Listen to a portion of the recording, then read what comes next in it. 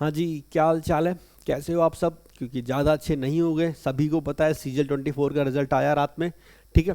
और जो सबसे कम कट ऑफ गया है यूआर कैटेगरी का, वो गया 335.7। और जब से ये रिजल्ट आया एकदम तहलका सा मच गया, हर तरफ त्राही त्राही मची, लोगों की रूह कांप गई है इस कट ऑफ को देख के। क्योंकि भाई 390 में से 335 नंबर लेके आना, वो भी सबसे, ये जो कट ऑफ गया इसका मतलब है जो सबसे नीचे का बंदा होगा उसके ये नंबर है। सोचो, इससे नीचे अगर आते हैं नंबर तो आपको कुछ भी नहीं मिलेगा।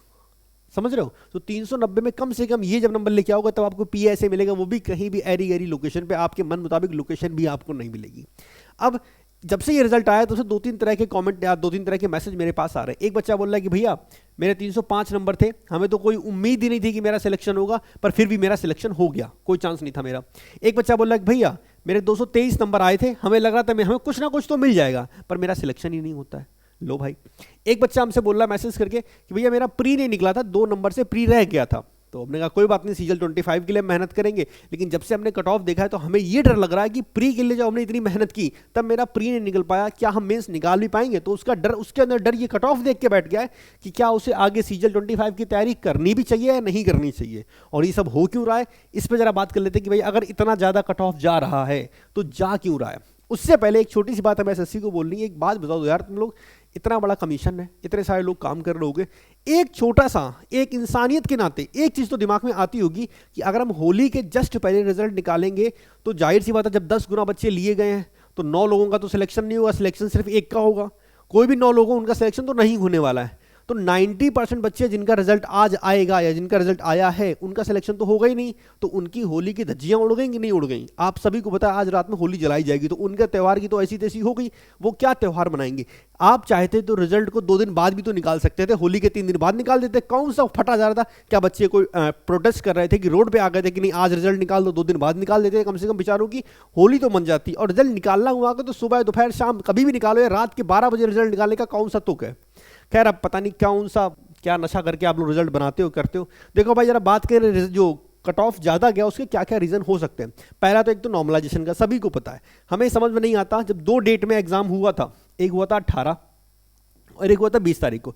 पहली बात तो हर टीचर, हर बच्चा चिल्ला चिल्ला के थक गया था, हाथ जोड़ रहा था एसएससी के सामने कि प्री जैसा करवा रहे हो वैसा करवा रहे हो, लेकिन कम से कम मेंस तो सिंगल डे में करवा लो यार। चलो ठीक है, आपने 2 शिफ्ट में दिया, चलो ठीक है, यहाँ भी नॉर्मलाइजेशन लगाया, लेकिन यार एक बात बताओ, अगर मैथ के 30 सवाल यहाँ बनाने हैं, 30 सवाल यहाँ बनाने, तो क्या आप लोगों से 60 सवाल एक जैसे लेवल के बनाए नहीं जा रहे? यार इतना बड़ा कमीशन है, टीचर्स इतना बड़ा वेंडर है, तो कम से कम ये तो कर ही सकते थे कि जो लेवल इस 18 तारीख को वही लेवल यहाँ होना चाहिए ना? बिल्कुल नहीं। यही सेम काम आपने 2019 में भी किया था। वहाँ भी यही हुआ था कि 2 पेपर आए थे 2 शिफ्ट के, वो थोड़े से मुश्किल थे, एक ज़्यादा मुश्किल, एक कम मुश्किल, और एक एकदम हलवा कर दिया। पता चला बच्चा उसमें 200 में 200 ले आया, फिर भी उसका सिलेक्शन ही नहीं हुआ। वही काम आपने यहाँ कर दिया कि एक पेपर ऐसा है, एक वैसा, एक मुश्किल एक आसान, और उसमें भी नॉर्मलाइजेशन पता नहीं किस हिसाब से किया। ऐसा लग रहा है जिसको मन में जितने नंबर आए उतने बांट दिए गए, किसी को 40 नंबर दे दिए गए, किसी को लग रहा था मेरा सिलेक्शन हो जाएगा, उसे कुछ भी नहीं मिला। तो एक तो नॉर्मलाइजेशन बड़ा अजीब तरीके से हुआ है। ठीक है, तो ये तो होना ही नहीं चाहिए कि भाई अगर सिंगल डे में एग्जाम हो जाता तो शायद ये दिक्कत होती ही ना। दूसरा रॉन्ग क्वेश्चन, एक रीजन ये भी हो सकता है रॉन्ग क्वेश्चन वाला। अब जैसे मान लो 18 तारीख को, सपोज को 18 तारीख को किसी के 2 सवाल गलत थे, ठीक है, 2 सवाल। अब ये भी एसएससी के ऊपर डिपेंड करता है कि उसने इस 2 सवाल के नंबर किस हिसाब से दिए हैं, क्या सबको दे दिए हैं या जिसने अप्लाई किया था सिर्फ उसको दिए गए। अब अगर किसी ने अटेम्प्ट किया होगा और उसके सवाल ही 2 गलत हो गए, इसका मतलब उसे 8 नंबर मिल जाएंगे। ठीक, और अगर किसी ने अटेम्प्ट नहीं किया होगा, एसएससी ने सबको दे दिए, तो उसे भी 6 नंबर मिल जाएंगे। ठीक है, मेरी बात समझ में आई? इसी तरह 20 तारीख को भी कुछ रॉन्ग सवाल होंगे, तो ये रॉन्ग क्वेश्चन का जो लफड़ा है ना, इस वजह से भी कट ऑफ थोड़ा सा ज़्यादा गया है कि कहीं पे 8 नंबर बढ़ गया। मान लो 2 की जगह 3 सवाल हुए तो 12 नंबर हो भाई, जिसका गलत हुआ 1 नंबर कम हुआ तो वो बढ़ेगा, तो पता चला यहाँ 12 नंबर किसी के इंक्रीज हो गए। एक रीज़न ये भी हो सकता है कि कट ऑफ ज़्यादा चला गया क्योंकि भाई कुछ रॉन्ग क्वेश्चन थे, और एक रीज़न है कि एसएससी से ही गलती हो गई। एसएससी से गलती हो सकती है, रिजल्ट निकालने में गलती हो सकती है, और दूसरी एक गलती हो सकती है कि उन्होंने जो आंसर थे वही गलत दे दिए। मान लो ये भी तो सकता है, मान लो 4 ऑप्शन है, क्वेश्चन नंबर 21 के 4 ऑप्शन में से ए, बी, सी और डी 4 ऑप्शन थे। इन चारों में से ऑप्शन बी सही था, लेकिन एसएससी ने गलती से ऑप्शन सी टिक कर दिया था। तो इसमें हुआ क्या, किसी बच्चे ने पहले बी टिक किया होगा, उसे 3 नंबर मिल गए। ठीक है, बाद में एसएससी ने जब दोबारा चेक किया, पता चला वो उन्होंने एसएससी ने अपनी ही गलती की वजह से वो क्वेश्चन गलत कर दिया था। इसकी वजह से होगा क्या, अब उस बच्चे के 3 नंबर तो कम हो जाएंगे, जाहिर सी बात है, और 1 नंबर और माइनस हो जाएगा। प्लस जिस बच्चे का, जिसने पहले से सी लगाया था, उसके 3 नंबर मिले नहीं उसे, उसका एक माइनस में है तो उसे 4 नंबर अब मिल जाएंगे। ठीक है, तो पता चला ऐसे 2-3 सवाल अगर हो गए, सोच के देखो, तो 12 नंबर यहाँ से बढ़ गए एक बच्चे के, और दूसरे बच्चे के 12 नंबर लगभग कम हो गए। 3 सवाल सही होने के, एक हमारा वो रॉन्ग क्वेश्चन का नेगेटिव मार्किंग। तो ये भी एक रीज़न है जिसकी वजह से एसएससी का कट ऑफ थोड़ा सा ज़्यादा चला गया है। अब ये चीज़ एग्जैक्ट पता कैसे चलेगी कि गलती कहाँ पे हुई है? तो एक चीज़ तो साफ है, इन तीनों चीज़ों में रॉन्ग क्वेश्चन हो सकते हैं, एसएससी से मिस्टेक हो सकती है, ये तो अलग चीज़ होगी, लेकिन एक चीज़ साफ है कि एसएससी से नॉर्मलाइजेशन में कहीं ना कहीं कुछ ना कुछ तो गड़बड़ हुई है, कुछ ना कुछ तो फर्जी वाला कर दिया है, कुछ भी किया, पता नहीं क्या किया और किस हिसाब से किया है। तो ये चीज़ एसएससी को सामने से क्लियर करनी चाहिए। तो इसके लिए जो हमारी पहली डिमांड है वो ये कि जितनी जल्दी हो सके आप आंसर की और मार्क्स रिलीज करो। सबसे पहले तो भाई बच्चे को आंसर की देखेगा, पता चल जाएगा। अगर कोई बच्चा है जिसके 305 नंबर थे और कोई बच्चा है जिसके मान लो 320 नंबर थे, अब हो सकता है रॉन्ग क्वेश्चन की वजह से इसे 12 नंबर मिल गए हों, और उसी एसएससी की गलती की वजह से मान लो 2-3 सवाल गलत कर दिए, इस बच्चे के 12 नंबर कम हो गए, तो इसका स्कोर पहुंच गया 317 और इसका स्कोर पहुंच गया, आप बोलोगे 308, हाँ है ना। फिर नॉर्मलाइजेशन भी हुआ होगा, हो सकता है नॉर्मलाइजेशन में इसको 20 नंबर मिल गए हों, हो सकता है इसको नॉर्मलाइजेशन में सिर्फ 5 ही नंबर मिले हों। तो ध्यान से देखो, इसका स्कोर हो गया कितना 337, जबकि इसका स्कोर हो गया कितना 313। तो इस हिसाब से मतलब एक रैंडम एक आइडिया लगा रहे हैं कि इस हिसाब से भी नॉर्मलाइजेशन या चीज़ें गलत हुई होंगी कि 305 वाले के 337 बन गए और 320 वाले के 313 बने कम होने के बाद। तो ये कुछ गड़बड़ एसएससी की तरफ से हुई होगी, जो उन्होंने रॉन्ग क्वेश्चन दिए या फिर उन्होंने खुद से आंसर टिक करने में मिस्टेक कर दी। तो इन चीज़ों का पता सिर्फ तभी चल पाएगा जब एसएससी आंसर की और मार्क्स रिलीज करेगा। इसके अलावा जो ये तो अभी की डिमांड होगी, इसके अलावा आगे की जो मेरी डिमांड है वो 2 बहुत सिंपल बेसिक सी डिमांड है भाई। सबसे पहली चीज़ कि एसएससी को जो मेंस का पेपर है वो एक ही दिन में करवाना चाहिए, यहाँ पे कोई नॉर्मलाइजेशन का लफड़ा नहीं रखना। देखो प्री होता है क्वालिफाइंग, समझ में आता है कि भाई बहुत सारे बच्चे होते हैं, काफ़ी डेज में एग्जाम चलता है, समझ में आता है, चलो ठीक है, बच्चे वो मैनेज कर रहे थे, बर्दाश्त कर रहे थे। वैसे तो प्री का रिजल्ट भी बहुत ज़्यादा ऊपर चला जा रहा है, लेकिन ठीक है, बच्चे कैसे मैनेज करते हैं, क्योंकि चलो वो क्वालिफाइंग है, एक बार हो जाता, पढ़ने वाला बच्चा मैनेज कर लेता है। लेकिन मेंस का क्या भाई, तुम्हारे हल्के फुल्के नॉर्मलाइजेशन के चक्कर में बच्चे की जिंदगी की धज्जियां उड़ गई। और दूसरा, चाहे प्री हो या मेंस हो, कम से कम पेपर का लेवल थोड़ा तो इंक्रीज कर दो यार। कट ऑफ अगर बढ़ता चला जा रहा है तो ये बढ़ना कम कैसे होगा?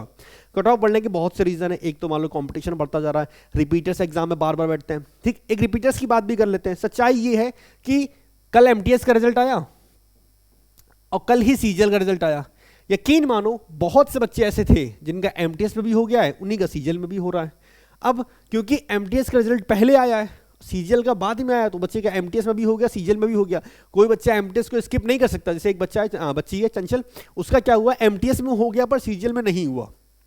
ठीक है, तो क्योंकि डर आजकल इतना ज़्यादा हो रखा है कि बच्चे ये भी नहीं कर सकते कि एग्जाम ही छोड़ दें। भाई जब तक इंसान को नौकरी नहीं मिल जाती तब तक तो वो स्किप करेगा ही नहीं, कोई चांस नहीं है। तो हो क्या रहा है, इससे पहले सीएचएसएल का भी आया था, तो पता चला वही सेम बच्चा, भाई पढ़ने वाले बच्चे तो वही हैं, तो उसी बच्चे का सीएचएसएल में भी हो गया, फिर उसका एमटीएस में भी हो गया, फिर उसी बच्चे का सीजीएल में भी हो गया। अब तीनों में जॉब तो उसकी लग गई, लेकिन ज्वाइन किसे करेगा? सब जानते हैं वो सिर्फ सीजीएल को ज्वाइन करेगा। तो ये क्या है? अगर यही चीज़ें आप वेटिंग लिस्ट लेकर चले आते, या आपको पता है जब तीनों रिजल्ट हमें लगभग आसपास दे रहे हैं तो पहले सीजीएल का निकाल देते, फिर एक वेरिफिकेशन के प्रोसेस के साथ आप सीएचएसएल का निकाल देते, फिर आप एमटीएस का निकाल देते, ताकि जो लास्ट वाला एग्जाम हो मतलब हर बच्चे को एक सीट मिल जाती। वेटिंग लिस्ट का तो बच्चे बोलते बोलते, टीचर्स बोलते बोलते थक गए, एसएससी सुनने से रही, लेकिन कम से कम ये 2 चीजें तो कर ही सकती। तो मेरी हाथ जोड़ के विनती है ये कि भाई मेंस को आप एक दिन में करवा लो, प्री तो नहीं होने वाला उसको साइड कर दो, लेकिन मेंस को तो आप एक दिन में करवा सकते हो। इसके अलावा पेपर का लेवल थोड़ा तो अच्छा कर दो यार, थोड़ा सा, मतलब थोड़ा भी इंक्रीज करोगे तो कट ऑफ अपने आप कम चला जाएगा यार। आप बताओ 200 में से अगर 150 कट ऑफ जा रहा है तो ये क्या दिखाता है कि पेपर का लेवल क्या है? सोच के देखो भाई, कट ऑफ आपका होना चाहिए, 200 नंबर का पेपर है तो कट ऑफ 110, 100, 120 यहां तक भी चल जाता है, 120 भी चल जाता है, लेकिन इसके ऊपर जाना फिर तो भाई वही बात है कि 200 में 150 मतलब 75% मार्क्स जब लाओगे तब तो खाली प्री पास कर पाओगे। उसमें से एक आधा नंबर कम रह गया तो खेल खत्म, क्योंकि क्वालिफाइंग है तो नंबर जुड़ते नहीं, वो अच्छी चीज़ है। तो 75% लाने के बाद आप प्री क्वालिफाई कर पाओगे, और इस बार तो 150 से ऊपर गया, मतलब 75% लाने के बाद भी प्री में सिलेक्शन नहीं होने वाला आपका, और अच्छे नंबर लेके आने। तो यार ये कहाँ से पॉसिबल है कि 390 के पेपर में बच्चा 360 नंबर लेके आए? ये कैसे पॉसिबल है? क्या ये पॉसिबल है? तो थोड़ा सा तो पेपर का लेवल बढ़ा दो यार, थोड़ा सा। जब भी पेपर का लेवल अच्छा होता है हमेशा उस बच्चे को फायदा होता है जो पढ़ने में अच्छा होता है। पेपर आसान है, हम थोड़ा सा पढ़ के गए थे, हमारे भी 50 में 50 आ गए, पेपर आसान था। जो ज़्यादा पढ़ के गया उसके भी 50 में 50 आए। लेकिन जब पेपर का लेवल एक बैलेंस लेवल पे आता है, ठीक ठाक पेपर आता है, तो जो थोड़ा सा पढ़ के गया होगा उसके थोड़े से नंबर आएंगे, और जो ज़्यादा पढ़ के गया होगा उसके ज़्यादा नंबर आएंगे। तो अगर पेपर का लेवल सही आता है तो हमेशा उस बच्चे को फायदा होता है जो पढ़ने में अच्छा होता है।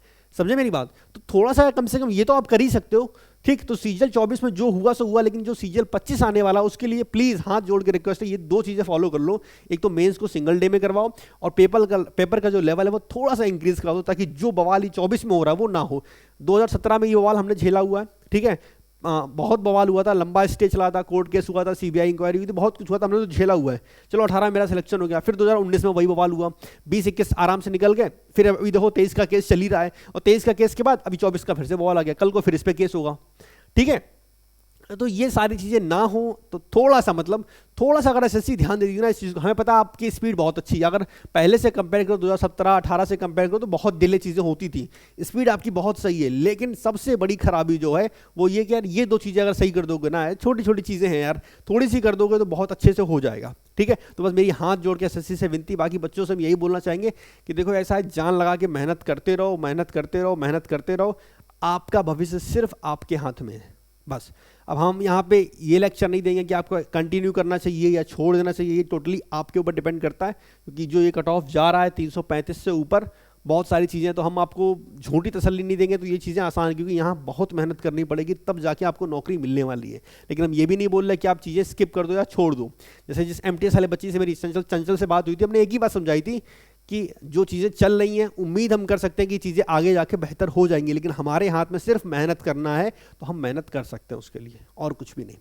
कड़वा है पर सच यही है कि अकेले किसी एक से ये चीज़ें नहीं सही होने वाली, लेकिन हाँ, हर कोई अगर आवाज़ उठाएगा तो कम से कम ये 2 चीज़ें तो एसएससी सुन सकता है, ठीक है। तो अगर ज़्यादा से ज़्यादा टीचर्स इस टाइप की वीडियोस बनाएंगे कि भैया ये मेंस का सिंगल डे में कराओ, और या जो भी पॉसिबल हो, भाई धरना नहीं दिया जा सकता, वो तो अलग चीज़ होगी, क्योंकि आप जानते हो धरना अलग चीज़ हो जाती है।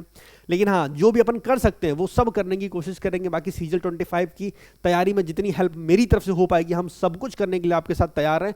बस वही है कि आप अपने माइंड को तैयार करो कि भाई हमें इतनी मेहनत करनी है, क्योंकि कट ऑफ आपके सामने है। हम मीठी मीठी बातें नहीं करेंगे, मोटिवेशन का डोज नहीं देंगे, सच बता रहे हैं।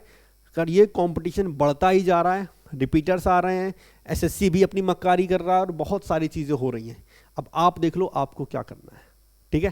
फिलहाल इस वीडियो में इतना ही। बाकी कुछ भी अगर आपको हेल्प चाहिए या कुछ भी सवाल हो तो नीचे कमेंट सेक्शन में आप ज़रूर लिखिएगा, हम कोशिश करेंगे आपको रिप्लाई करने की। Thank you so much video को देखने के लिए। बाय बाय, टेक केयर, ध्यान रखो अपना।